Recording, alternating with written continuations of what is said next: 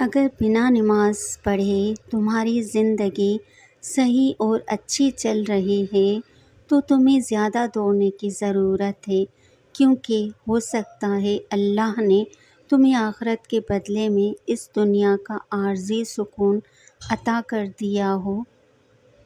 ہمیں مانگنے کا سلیقہ تو نہیں آتا، پھر بھی ہر روز ہاتھ پھیلائے اس یقین کے ساتھ تجھ سے مانگتے ہیں کہ تیرے سوا ہماری دعاؤں کو قبول کرنے والا کوئی نہیں۔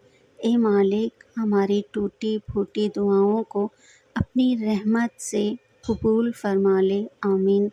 زندگی میں سب سے زیادہ وہ لوگ پرسکون رہتے ہیں جو پوری نہ ہونے والی خواہشات سے زیادہ ان نعمتوں کا شکر ادا کرتے ہیں جو انہیں پروردگار نے عطا کی ہیں۔